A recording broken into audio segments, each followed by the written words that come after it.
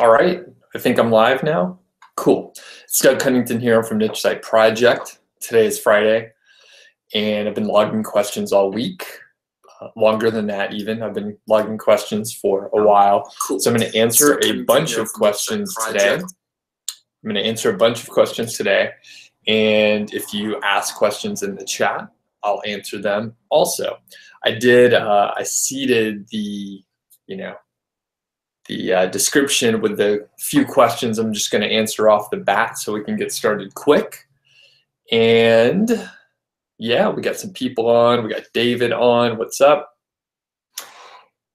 And I'm doing the same thing I did the other day. So I shared in a couple Facebook areas. I shared on Google Plus, which I don't know if that brings any people in, and on LinkedIn.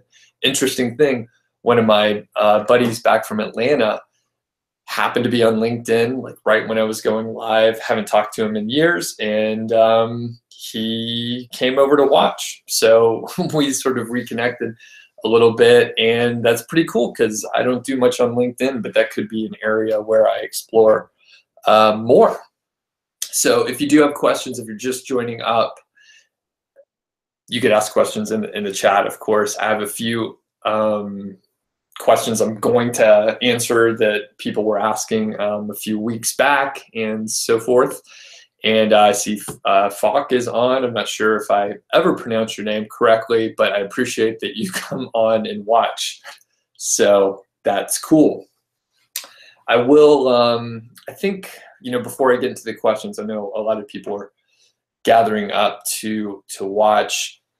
So over the last couple of weeks, I was, basically like onboarding the new students for Five Figure Niche Site and working with them a lot. I was doing, basically what I did is I didn't tell anyone that I was going to have like a 15-minute chat with all the students, and I just emailed them and had them set up time. So it actually took a lot of time, but I got to talk with almost everyone that was able to schedule it, and it was awesome.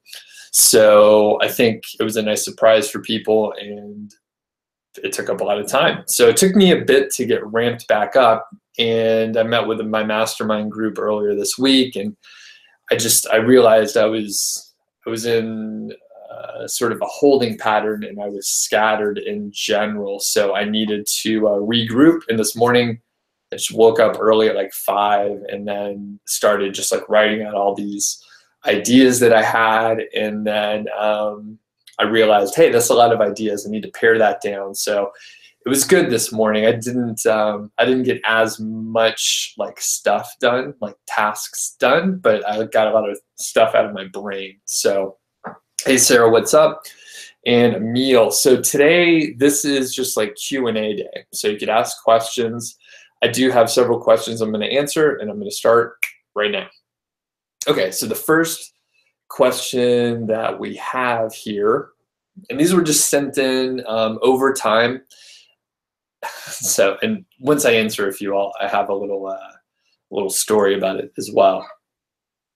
So first, and this is around niche sites. So for internal links, do I relate the post at the bottom of each article, or do you just link internally within the content? And by the way, I literally just copied and pasted these questions from emails. So I may have to read them more than once to understand, because a lot of times it's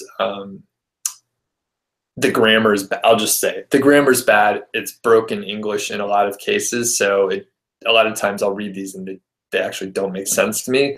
And no offense if people, I mean, it's okay if you don't write perfect English. I don't write or speak perfect English, but it's just hard to understand sometimes. So for internal links, do you relate the post at the bottom? I don't know what that means really, but basically they're asking, how do I do internal links? I'd put them wherever it makes sense, right? So sometimes if it makes sense in the article, I'll link it.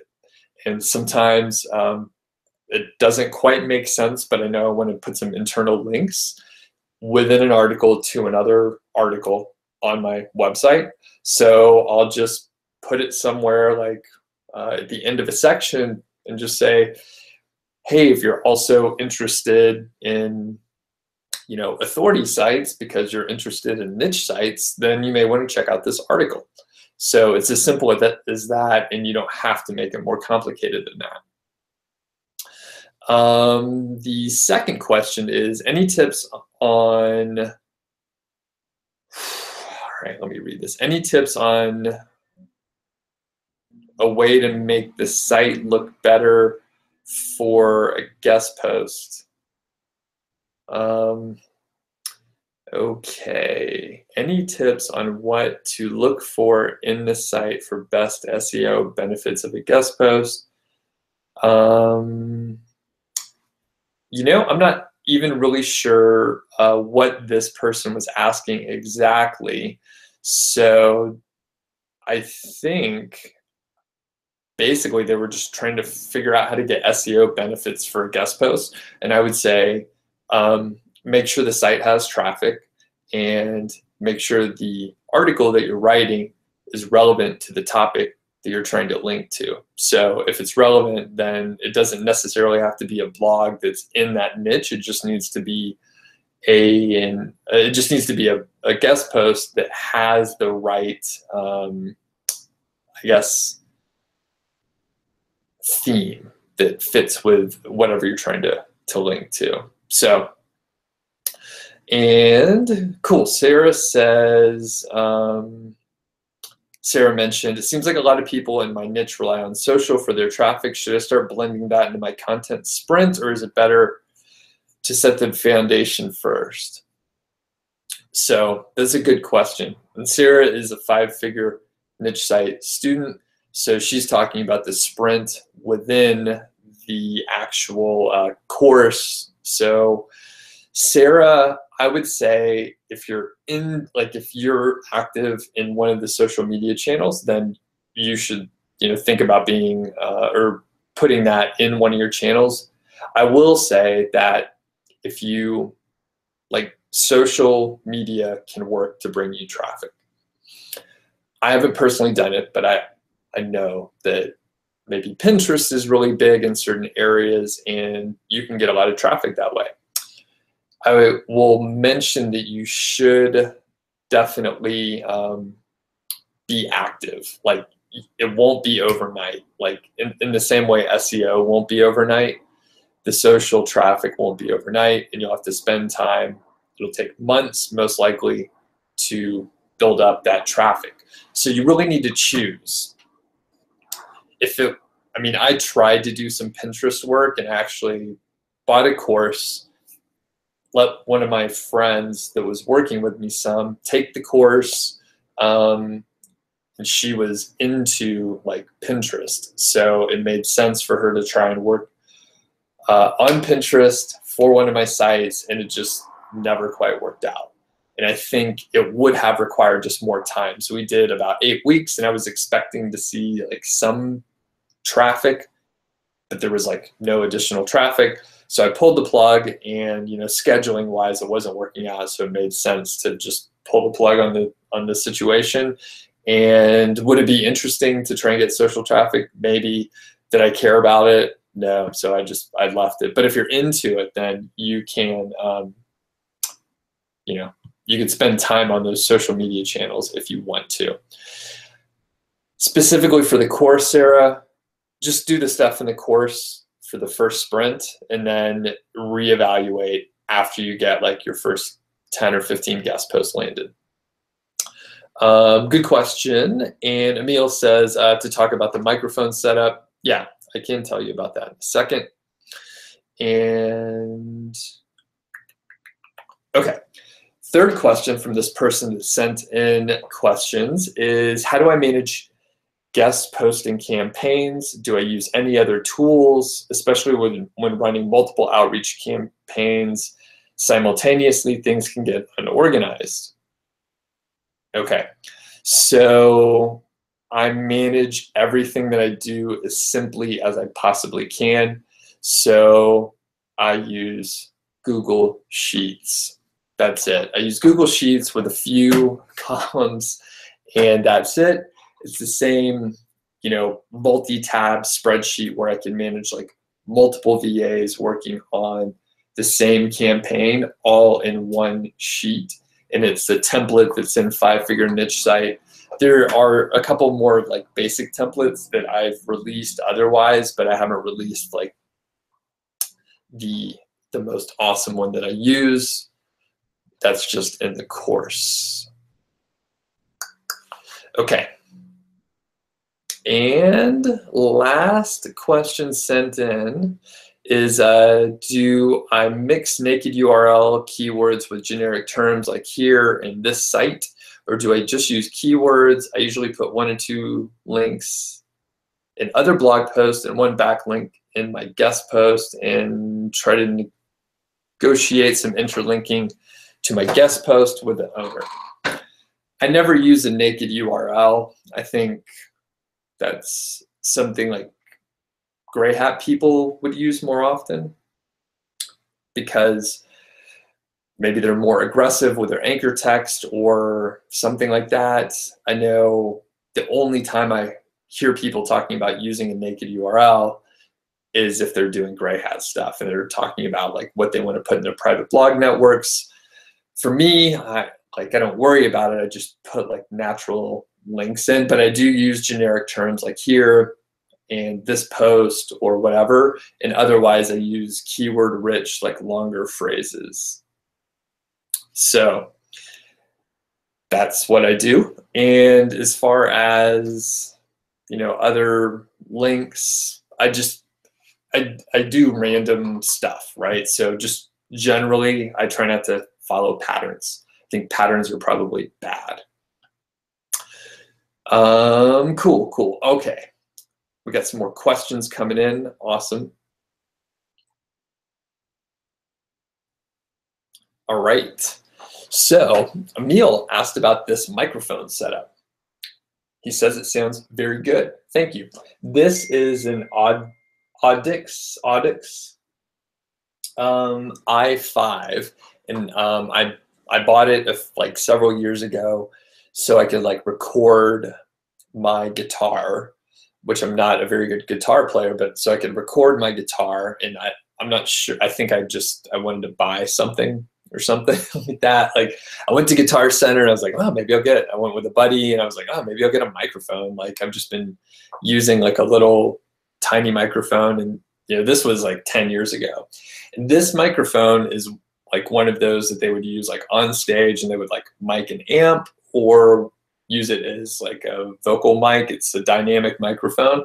So it's pretty good, and it actually only picks up like right in front. So if the truck drives by, like you probably won't be able to hear it. And if I'm talking to people on Skype, I can just have the speakers on my computer like on, so I could just hear it. It's like speakerphone, and it won't echo. Like it just picks up right in front of it, which is awesome. And then I have a small M Audio hookup, and this is a XLR like microphone, so it's like one of those fat microphone cables. So I have a small interface down there where I could plug in the XLR and then hook it to my USB port. So it works out really well. And for a little while, I was just using like my my iPhone, like Apple earphones with a mic, and it's mostly fine, but it picks up a lot of extra noise and so on. But this really like works well. And I mean, the big part is it doesn't pick up like the external noises around here as much. Not that it's particularly noisy, but it's just, you know, it's better to have a clean mic, of course. And Lisa Paulova, awesome. You found me live by accident. That's cool. Thanks for hopping on. You've heard me in the KGR podcast before. Oh, okay, so I must have talked about the KGR. Definitely giving it a try. Great, let me know how it goes. Most people seem to have good luck with it. And do I have any case studies about that? Yeah, actually I have a couple. If you go to nichesiteproject.com, and look for something like the two-step process to 10x. Can't remember the title exactly, but if you go hunt around, there are a few posts about the keyword golden ratio. And if you just look for KGR, and there's a search bar at the very bottom. Some people were beating me up because I don't have a search bar that's very apparent. But Lisa, if you look around, you should be able to find some of the specific case studies. But in one instance, and you may have heard this on the podcast, whichever one you listen to, where I added like 200 articles to a site over about 5 months, and it helped a lot. There was a lot of traffic, revenue went up dramatically. So it works well, and probably there's a lot of people on here that can tell you like they publish stuff on their sites and it did start ranking in a way that they haven't been able to figure out otherwise. Like for years, they haven't been able to get stuff to rank, and they publish like 1 or 2 KGR articles and they do rank. John says, is there a way to figure out income potential for a particular niche? I'm sure there's some way, but you know, I don't know what that is.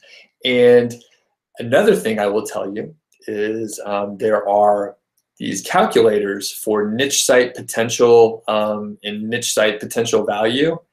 And I'm pretty sure it's all bullshit, to be honest with you.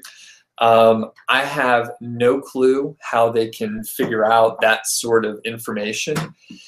You can make a lot of assumptions, and you can make assumptions about traffic, conversion rates, the price of products and stuff, but you have no idea like how many products people are going to buy in their cart over time.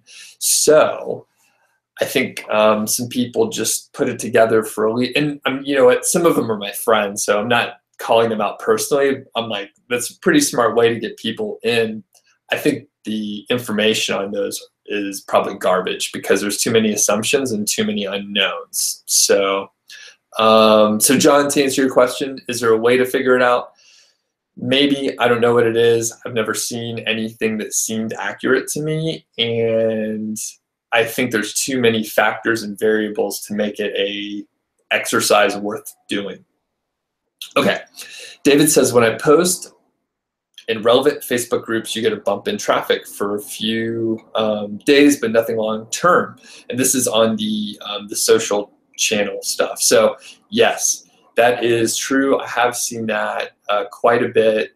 I know, especially like in Facebook groups. I mean, I could give the example for Niche Site Project. In Facebook groups, if I share some stuff, yeah, I can get traffic to go up for just a couple days, but it spikes and then it comes down. And the nature of social media is like the freshest stuff stays up there for like a second and then it goes away. So it's not really a good long-term solution. Pinterest is an area where, and you know what, I guess most other social media, you do have the ability to like schedule things over and over and like recycle the same posts. So you may be able to work something out like that. But for me, it's less interesting, and I'm not a big social media person, so I have low interest in it just in general. Okay. Sarah says, do I recommend keyword research for guest posts or just go with what feels right for their audience? I usually don't do keyword research for it. I just go with what I think they would probably accept. Fox says, I went to start with $100. Cool, you could do that for sure. You just need to get hosting, and then you need to, you know, write everything and do everything else on your own. But yeah, you can start with $100. It'd be a little tight, but you should use a free theme, and then with $100, you should be able to cover your hosting cost. Tanya says, as a beginner, which niche is suitable? You know, any of them are fine. Like pick something that you're kind of interested in. You're going to be spending a lot of time on it. Be sure to check out the keyword research, like free training. There are several videos on the topic, but any niche is fine. Those, you know, webinars, and they're like hour-long, hour-plus trainings, and those will kind of give you an idea like what to approach. So you'll have to do keyword research and figure it out. I would say go to like a big huge site like I don't know, like top 10 reviews, and you'll see a bunch of different categories and niches that you can go look at. So go look at those, and if they're on a big site like top 10 reviews, you know, they're profitable. So I will say don't try to start a site like top 10 reviews or something huge. That's crazy. Just, you know, be sure you do focus on a specific area. Mohammed says, I would like to add for the guest post, if your website looks authoritative, then it has a higher response rate. Yeah, that's true. So normally, if you have a dynamic homepage rather than a static affiliate page, it'll work better. It also helps to have enough info posts. Yeah, that's true, Mohammed, definitely. That is something I say often. You definitely don't want to have affiliate content on your homepage. That's dumb. That's not going to be helpful for you in getting guest posts or just, you know, like networking within your niche. People will just see you as someone that's trying to make money rather than someone who has like a site that, you know, people want to go to often.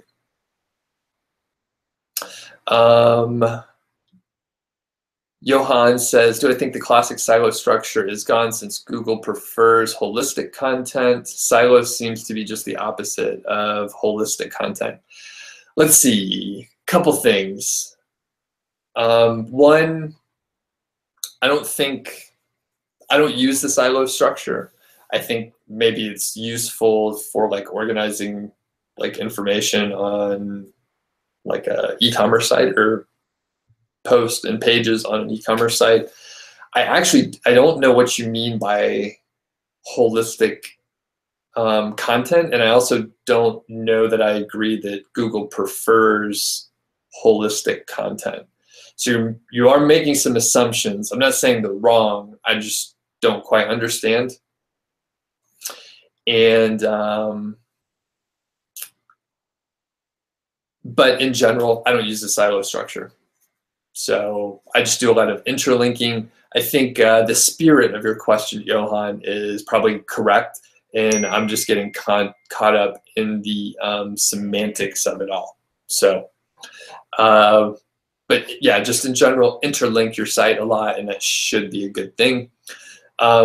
Mohammed is just telling us facts, which is cool, Mohammed. I like that you're providing value here.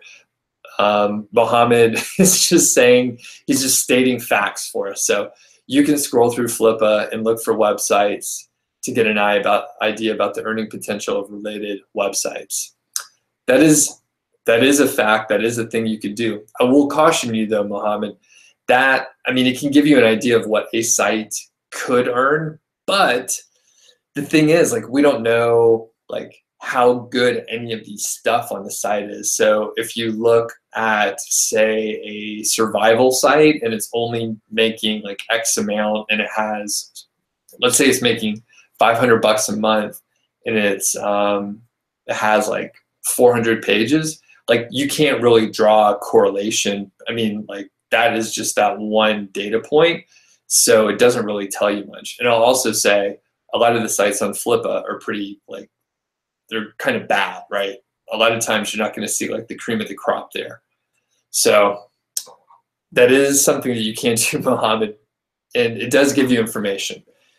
It doesn't give you like the right information, I don't think. It's better than the estimates, some of the tools about like how much your niche site can make. It's probably better than that since they're real actual sites, but at the same time, someone could have a site that doesn't convert very well because the content's really bad, and it would be like a poor assumption to go on that. All right, Rohit says, what's the best way to promote a purely review-based site with not much value addition? What's the best way? I don't know. if it were me and someone came to me, let's see, Rohit, do you also want to do it for the cheapest price possible? Because I bet that's coming too.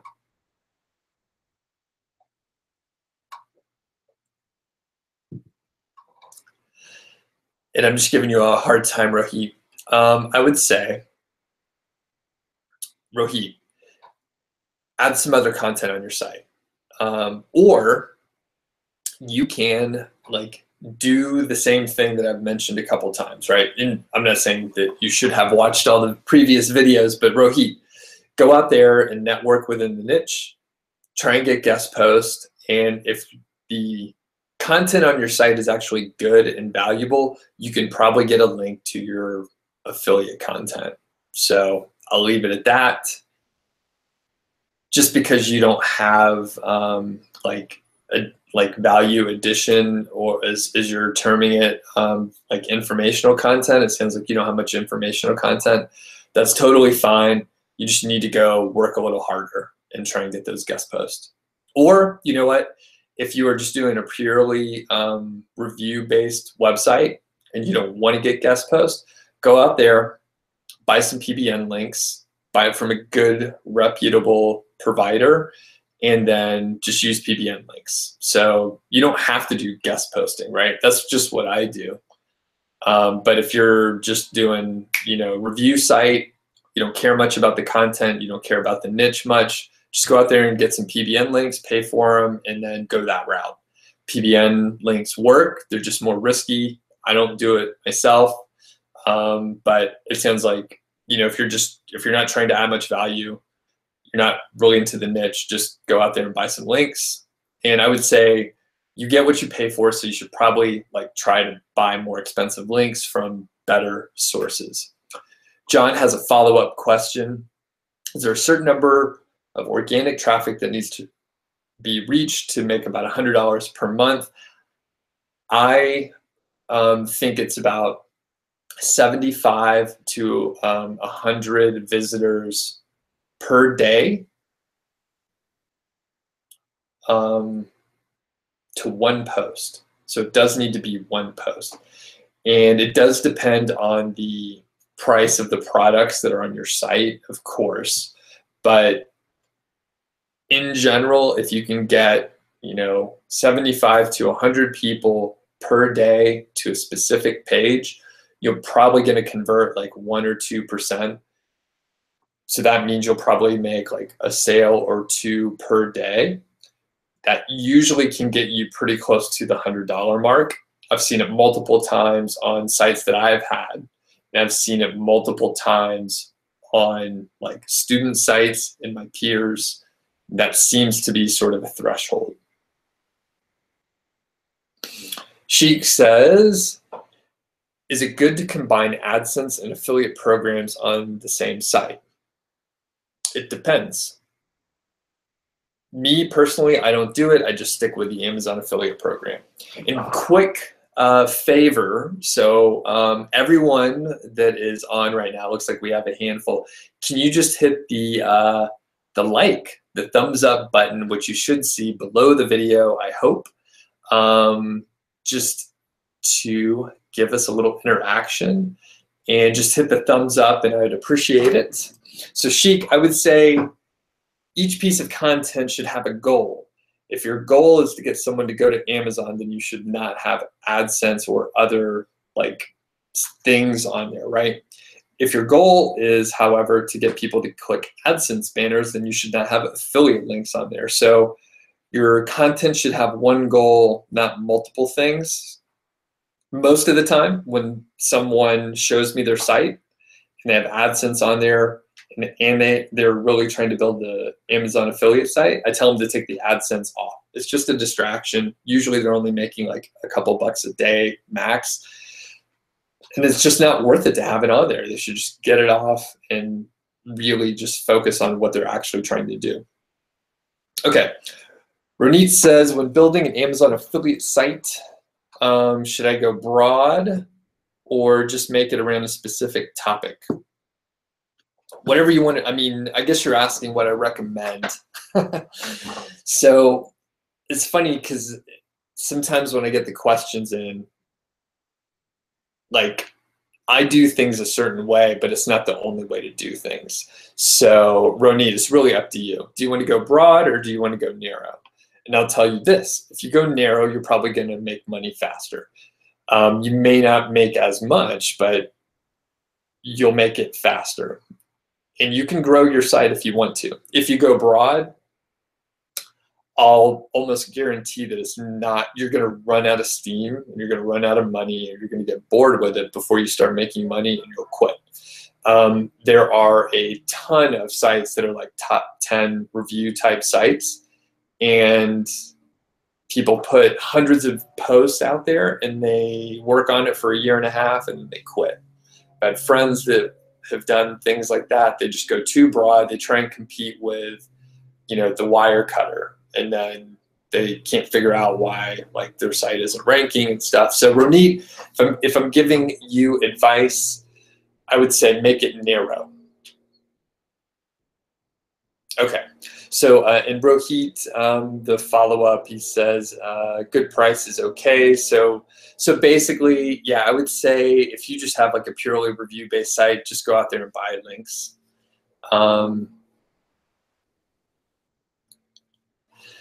Rohit says, what's my take on the Google updates happening every month since March? You're seeing as high as 90% of any random set of Amazon niche sites affected badly by these updates. Honestly, I haven't been keeping up that much with some of these updates. I haven't been impacted, thank goodness, other than my traffic seems to be going up. So that's good. So I don't know. You're saying that you've done it, some bit of research, and you see 90% of Amazon affiliate sites affected badly. So since you did the research, Rohit, did you notice anything about the backlinks or anything around those Amazon sites that you're citing? And of course, your 90%, I don't know how many sites you've studied, and you said a random set. So, I'm not sure about your data set. I mean, I would question that. But in general, I don't know. I don't know the answer to that. Rohit says, is a niche like headphones good topic for a niche site, or is it too specific? Depends on what you want to do. So, I mean, personally, I would think that there's a lot of headphones out there and there's a lot of different price points. So I think you can make a niche site about it.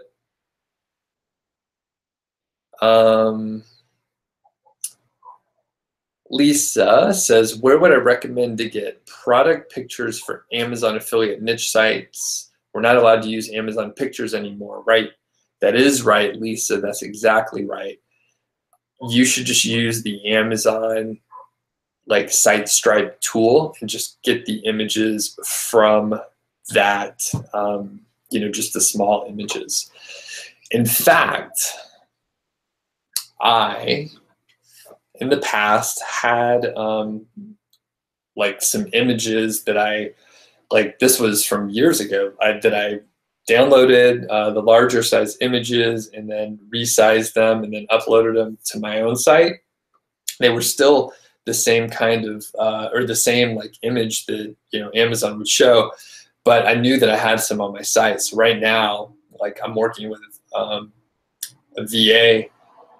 We're going through we're auditing my whole site. So it's like almost 300 posts. We're going through and making updates for everything. And then it's such an important thing that I'm probably going to go back and double check afterwards. Like, it's that important.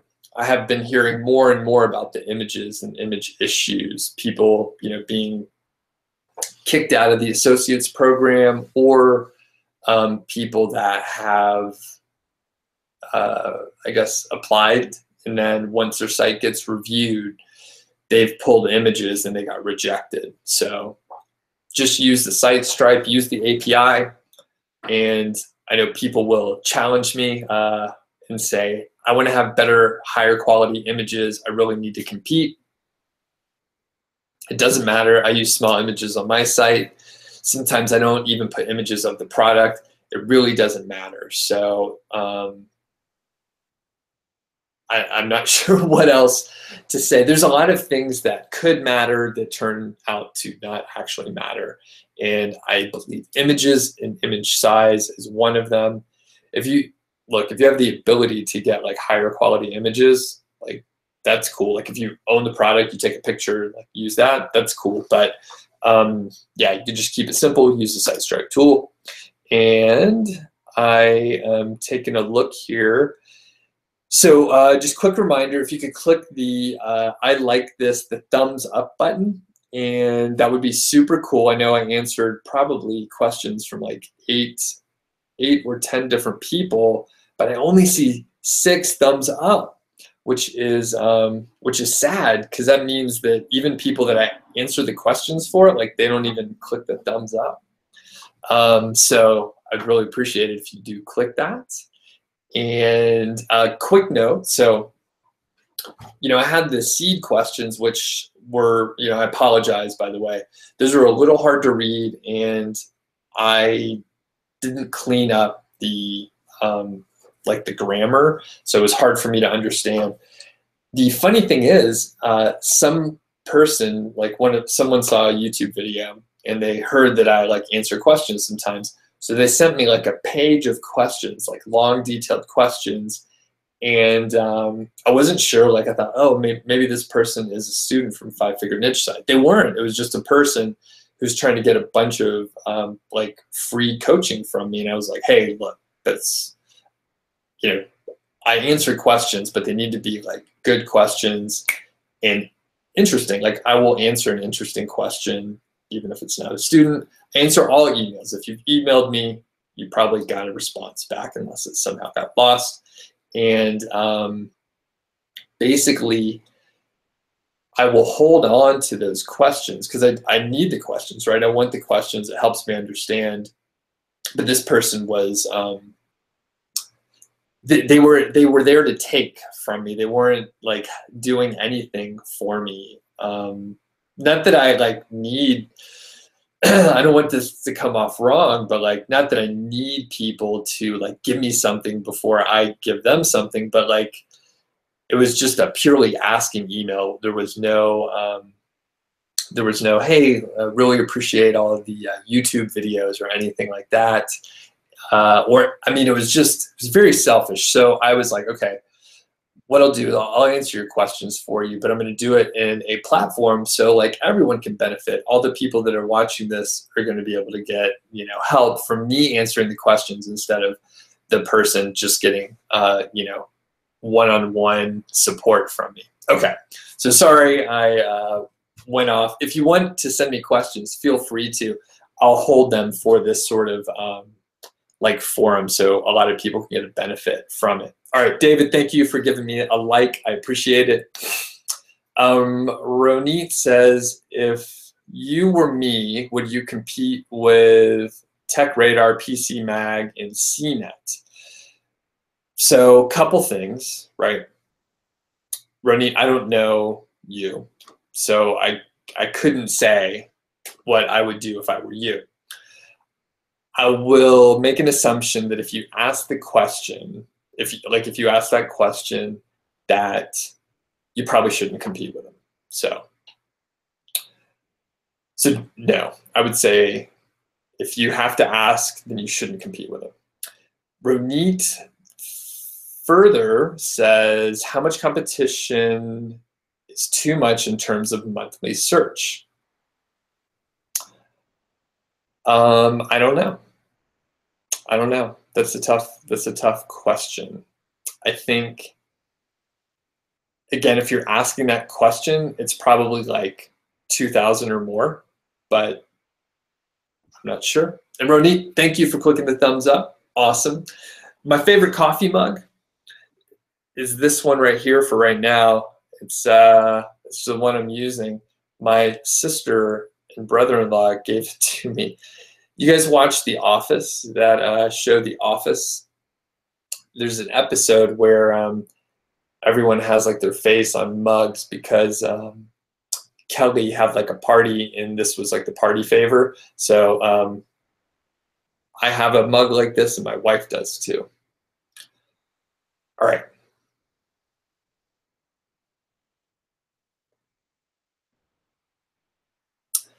Okay, a couple more questions coming in. And Abhishek says, hi, Doe. And I believe it's greetings from India. Welcome. Thank you. This is a funny thing. Maybe I'll do a whole video on this. I think there are some languages, perhaps, you know, a lot of people from the Asia, India region, they misspell my name with an H on the end. So it's just Doug. There's no H on the end. With the H on the end, that's dough, like pizza dough, or bread dough or something like that. But I've seen it so frequently, even at work, and even after I corrected people over and over again, they would still write dough. So I just gave up, and it always makes me smile a little when I see people spell my name with an H. It's pretty funny. You're saying, please remove waiting on your course. That's cool. I will, but it will be just before the course is open for enrollment again. Lisa, thanks for joining. Hopefully we'll see you around the blog. Have a good day. I'm going to wrap it up here. And I think I'm gonna go to the brew shop and I'm gonna brew some beer this weekend. Jeff, cool. Thanks for joining up today. And David, yeah, it was cool that I had this question. Maya's belly dancing, like, awesome. That's really cool. And I probably won't officially change my name, but yeah, a lot of people do misspell the name with an H on the end, and it's just kind of funny. Wow, there's like 18 people on now. We're really climbing in in viewership here. So I will give you a sneak peek. Quick note. So all right. Okay, so quick note. So next week on Monday, there's going to be part 2 of like the content series. If you missed the content series part 1, go to nichesiteproject/blog. It should be like kind of near the top. I published it on Monday. So that's really cool. And then part 2 is coming out this coming Monday, and it'll be on like hiring VAs and writers to get content done for niche sites. I go into some commonly asked questions. I go into a lot of mistakes that I've made, of which there are a lot. I talk about what to do if you're not a native English speaker, or whatever language that you want to hire someone in. Like, you could hire people for whatever language you want. And let's see, I'm trying to think what else we had. Oh yeah, I talk about what to do if you get content that's not that great, how to fire people. I do talk about 3 like full service white glove services that I trust. So that'll come out, and 3 big tips about working with like virtual assistants in general.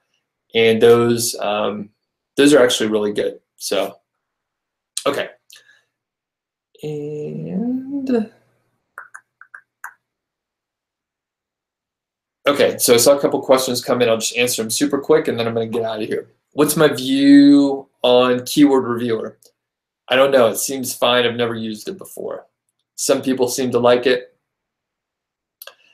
And then Maya says, found you yesterday and you read a few articles in the affiliate business model. Super cool. Awesome. Thanks. Good to have you on.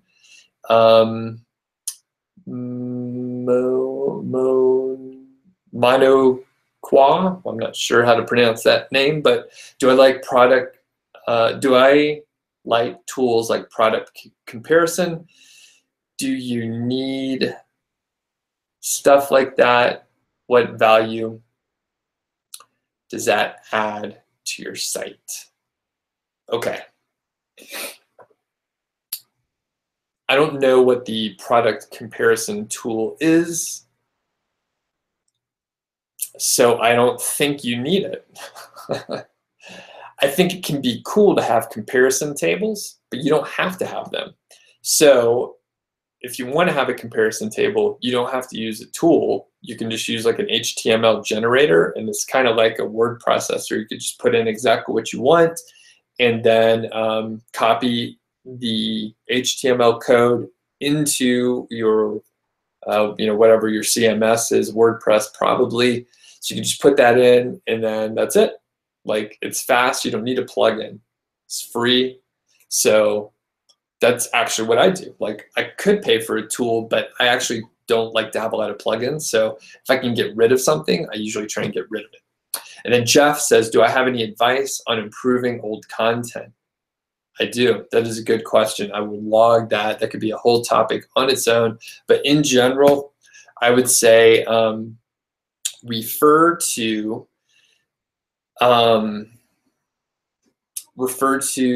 actually the webinar I did yesterday, but you could look at the blog post too from Monday.